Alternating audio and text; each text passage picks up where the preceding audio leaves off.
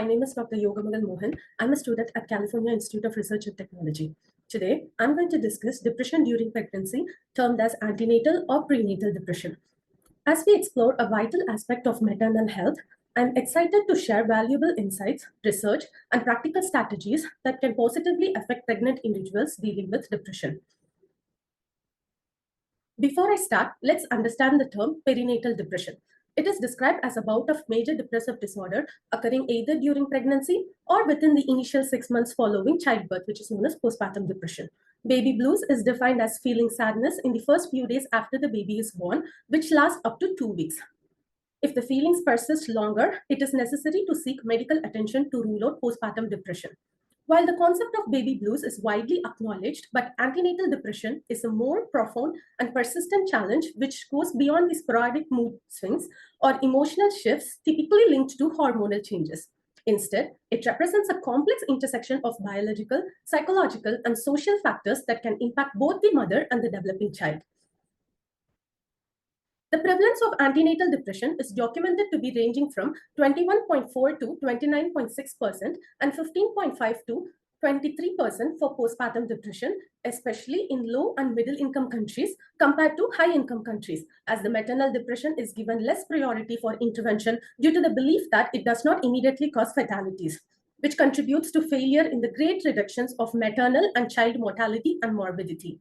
Antenatal depression is one of the strongest risk factors for postnatal depression, yet it often goes undetected and underdiagnosed due to guilt, fear of social stigma, and lack of awareness. Signs and symptoms of antenatal depression includes persistent sadness, anhedonia, defined as loss of interest in activities you do enjoy, inability to concentrate, sleep disturbances, extreme fatigue, loss of appetite, hopelessness, feeling of failure, guilt, worthlessness, anxiety, recurrent thoughts of death, or suicidal ideations. At least 5 or more of above mentioned signs and symptoms occurring most of the day for at least 2 weeks required for the diagnosis of antenatal depression. There are certain symptoms which can be a part of physiologic changes that occur in pregnancy, such as decreased appetite, fatigue, sleep disturbances, nausea, and palpitation, which improves with rest. But instead, if symptoms still persist, it indicates depression. There are several recognized risk factors for perinatal depression, encompassing personal and familial psychiatric history, single marital status with limited social support, a background of domestic abuse and violence, unplanned pregnancy, exposure to adverse life events, and heightened stress perception, pregnancy complications, and experiences of pregnancy loss. The University Hospital of Tor Vergata at home designed a project called SOS Mama to assist women in preventing and addressing psychological distress and psychiatric disorders during the perinatal phase. The services for pregnant women dealing with current depression or worsening psychiatric conditions prior to pregnancy were under pre-group, and those experiencing symptoms for the first time or worsening symptoms postpartum were under post-group to investigate the relative and predictive variables on depressive symptoms of pregnant and postpartum women. The result shows that stressful life events or harmful or threatening events that occur in a person's life, such as loved one falling ill or being diagnosed with a serious illness, financial trouble, unemployment, loss of something important, or being robbed in the preceding year, were the strongest risk factor for perinatal depression. In pregnant women, the openness personality trait characterized by open-mindedness and effective handling of new situations was negatively correlated with depression and helped women face the new challenges of motherhood with resilience. Body dissatisfaction and anxiety symptoms stemming from concerns about the uncertainty of impeding motherhood were predictive of depression. On the other hand, in the women with postpartum depression, it was found that the neuroticism personality trait characterized by body, insecurity, and depressive tendencies were correlated with depression. Higher levels of insecure dimensions in romantic attachment, particularly anxiety and low avoidance, were the strongest predictors. This suggests that the support and dynamics of romantic relationships significantly impact the mental well-being of mothers after childbirth. Analyzing the study results, it's crucial to note that predictors before birth were more person-centered issues, focusing on factors like body dissatisfaction and anxiety. After birth, the relational dimension became a significant predictor as mothers adapted to their new roles within the family. There are two important questions which need to be asked to any pregnant women or themselves that are: number one, have you often felt down, depressed, or hopeless? in the past month? And number two, have you often had little interest or pleasure in doing things in the past month? A positive response to either question suggests a need for further evaluation or screening for depression. Psychometric tests like Edinburgh Postnatal Depression Scale, EPDS, Beck Depression Inventory, BDI, and Patient Health Questionnaire, PHQ-9, are widely used for assessing perinatal depression due to their sensitivity and specificity.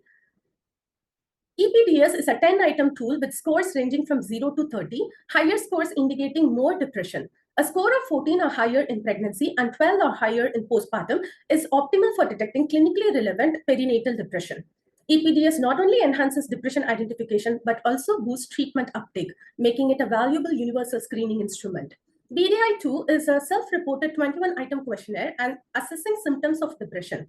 It focuses on two dimensions of depression, or the somatic affective area, which concerns the manifestation of depression, such as loss of interest, loss of energy, changes in sleep, appetite, agitation, and crying. The second one is the cognitive area, which concerns the psychological symptoms of depression and the episodes of pessimism, guilt, self-criticism, and worthlessness. Other psychotic tests, including BSQ-34 test, measures body dissatisfaction with scores ranging from 34 to 204. Higher scores indicate greater dissatisfaction. Another test, Experiences in Close Relationship Scale Revised Test. It assesses romantic attachment style with anxiety and avoidance subscale. BFI test is Big Five Inventory Test, measures personality traits with good reliability. The 5 different personality types are openness, conscientiousness, extroversion, agreeableness, and neuroticism. It is also used by companies at the beginning of hiring process to better understand their candidates' personalities. LTEQ test, which is List of Threatening Experiences test. It explores life adversity in the past 12 months, assessing events like health issues or economic concerns. And the last test is State-Tried Inventory for Cognitive and Somatic Anxiety test, STICSA test. It distinguishes cognitive and somatic symptoms of anxiety. These psychometric tests are commonly used for research purposes, but keeping risk factors in mind with appropriate tests can help healthcare providers to understand the severity of the condition experienced by the patient. It is recommended to screen for depression in each trimester, as depression severity peaks in the first and third trimester, decreasing in the second trimester, leading to trimester-specific cutoff scores. Laboratory findings such as high levels of serum cortisol and catecholamines, low levels of serum folate, especially in obese pregnant women, and also low levels of brain-derived neurotrophic factor, BDNF, is noticed in antenatal depression women. The physiological impact of depression on neonatal outcomes is not fully understood. Elevated cortisol and catecholamine levels may affect placental function, altering blood flow and inducing uterine irritability, potentially leading to preterm birth deliveries that occur prior to 37 completed weeks of gestation, lower birth weight, and lower Apgar scores. The physiological impact of depression on neonatal outcomes is not fully understood. Elevated cortisol and catecholamine levels may affect placental function, altering blood flow and inducing uterine irritability, potentially leading to preterm birth deliveries that occur prior to 37 completed weeks of gestation, lower birth weight, and lower Apgar scores. Due to potential effects on fetal development, evaluating maternal prenatal cortisol levels over the long term is particularly important to avoid limitation in the comparability and accuracy in research studies. Recently, high cortisol concentration has emerged as a means to assess long-term levels of cortisol. Expectant mothers experiencing mild to severe depression exhibited elevated brain-derived neurotrophic factor levels compared to those with minimal or no depression. Conversely, pregnant women facing poor sleep quality demonstrated lower BDNF levels than their well-rested counterparts. This suggests that BDNF could serve as a biomarker for evaluating both depression and sleep quality in pregnant women. Untreated depression or psychiatric illness during pregnancy may also contribute to poor self-care and poor compliance with prenatal care, and also women with depression often present with decreased appetite and consequently lower than expected weight gain in pregnancy may result in low birth weight. Weight of the baby less than 2,500 grams, or small for gestational age infants is birth weight less than 10% of age adjusted weight. There is no proven studies for the link between maternal depression and congenital anomalies in their infants. However, babies born to mothers with depression may be more irritable and less active, showing fewer facial expressions, childhood emotional difficulties, and behavioral disturbances in the course of child development. This indicates a possible influence of genetics or other perinatal factors on infant behavior. In smaller studies, infants of depressed mothers displayed psychological changes like this indicates a possible influence of genetics or other perinatal factors on infant mothers. In smaller studies, infants of depressed mothers display physiological changes like elevated cortisol, lower dopamine and serotonin levels, increased right frontal brain activity, and reduced vagal tone. Surprisingly, there's limited research on how antenatal depression specifically affects a child's development after birth, despite extensive focus on postnatal maternal depression. One significant cohort study tried to assess the effects of depressive symptoms during pregnancy using the EPDS and found that children exposed to maternal depressive symptoms at 18 and 32 weeks gestation had greater developmental delays at 18 months. However, other studies using different methods provide mixed results, indicating the need for more research to understand the potential risk for a child when the mother is depressed during pregnancy. Dysregulation of the HPA axis associated with depression may directly impact fetal development. Stress during pregnancy, as seen in animal studies, is linked to fetal brain abnormalities, neuronal death, and sustained HPA axis dysfunction in offspring. To best understand the consequences of untreated antenatal depression and the importance of maternal mental health well-being during pregnancy, I would like to present a clinical case which I came across during my OBGYN clinical rotation. It is about a 23-year-old obese woman walked into the office with her aunt in a distressed manner with an ultrasound report showing 20 weeks of gestation. It was her first antenatal visit for this pregnancy, and the main purpose for her visit is for abortion. Vitals are within normal range. On further questioning, the patient started crying, explaining how being pregnant affects her quality of life by food restrictions, back pain, frequent vomiting episodes, abdominal discomfort, and also she felt like she doesn't exist as all the attention goes to the baby by everyone around her instead of herself. She also states that she has no interest in having a baby but was forced by her husband and family members. Even her spouse is not supportive when she needed him the most, especially while experiencing discomfort. She feels like her words are just being ignored by her spouse and her family members, as such discomforts she experiences are normal during pregnancy, which made her more depressed and decided to do abortions. Then she mentioned she aborted 4 times at 14, 16, 12, and 13 weeks of gestational age, and all were twin pregnancies. Being shocked to know the truth, we tried to explain to her how all the mixed emotions will eventually fade away as it is due to hormonal changes during pregnancy, but she remained resolute in seeking an abortion. We recommended counseling sessions for the patient as well as family members, but the patient never visited the hospital for the follow-up again. This case highlights the importance of integrating mental health into perinatal services, emphasizing planning and prioritizing, particularly in primary healthcare settings, to avoid fetal mortality. Unfortunately, to date, there have been no randomized antidepressant medication treatment studies for depression during pregnancy. In contrast, several recent treatment trials examining psychosocial and other non-psychopharmacologic interventions have been published.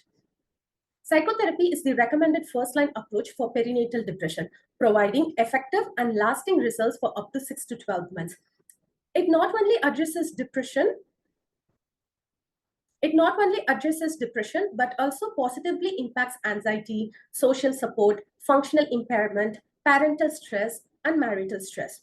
Structured psychotherapies like cognitive behavioral therapy or interpersonal psychotherapy involving an engagement session and 8 weekly sessions demonstrate significant reduction in depression as measured by EPDS and BDI psychometric test. Supportive psychotherapy in 6 30-minute sessions reduces depression levels, especially for those less depressed initially. Additionally, alternative therapies such as massage and twice-weekly yoga show substantial improvement. Acupuncture outperforms massage in lowering depression scores. Light therapy, commonly used to treat seasonal affective disorder, showing promise in treating antenatal depression, with active treatment demonstrating superiority in certain assessments. Sleep-wake cycle manipulation involved a crossover design comparing early wake and late wake sleep. Both had significant effects on improving mood, but early wake groups had greater improvement. The pharmacological treatment of depression during pregnancy possesses 3 potential risks to the developing fetus, requiring clarification by the clinician. Number 1, teratogenesis, meaning risk of organ malformation. And number 2, the risk of neonatal toxicity or withdrawal syndromes in the acute neonatal period. And number 3 is the risk of long-term neurobehavioral sequelae. Studies do not indicate a significant association between fetal exposure to tricyclic antidepressants, TCAs, and the risk of major congenital anomalies. Preferred TCAs such as desipramine and nortriptyline are less anticholinergic and least likely to exacerbate orthostatic hypotension common during pregnancy. A retrospective study of fluoxetine, a selective serotonin reuptake inhibitor, shows no increase in the risk of major congenital malformations, but suggests minor ones with no cosmetic or functional importance as compared to the other SSRIs. Late exposure to fluoxetine is linked to premature labor and poor neonatal adaptation. However, the association between prenatal exposure to fluoxetine or other SSRIs and neonatal toxicity remains unclear. Monoamine oxidase inhibitors are avoided during pregnancy due to the potential risk for hypertensive crisis during labor and delivery. While TCAs and fluoxetine are not considered behavioral teratogens, further investigation is needed to understand the long-term neurobehavioral effects of prenatal exposure to antidepressants and other psychotropic medications. For women currently experiencing major depression and undergoing pharmacotherapy who find themselves facing an unplanned pregnancy, there's a consideration regarding the exposure of the fetus to antidepressants. It is generally recommended to continue antidepressant treatment, especially if the depression has been severe, involving factors like suicide attempts, psychotic features, or significant functional impairment. However, if the depressive symptoms have been mild to moderate, and the patient strongly wishes to avoid further exposure, it is possible to discontinue medications during the first trimester where organogenesis occurs and then consider restarting back the medications.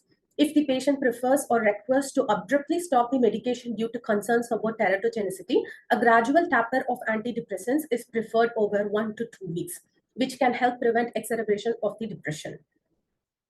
Additionally, transitioning the patient from pharmacotherapy to psychotherapy, such as cognitive behavioral therapy or interpersonal psychotherapy, while closely monitoring for any worsening, is also a responsible approach.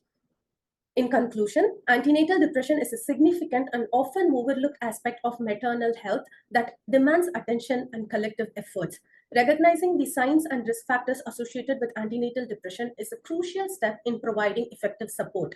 Screening tools like Edinburgh Postnatal Depression Scale and Patient Health Questionnaire 9 serves as valuable instruments in identifying those at risk. Personality traits like conscientiousness and openness, as well as attachment styles, contribute to the complexity of antenatal depression.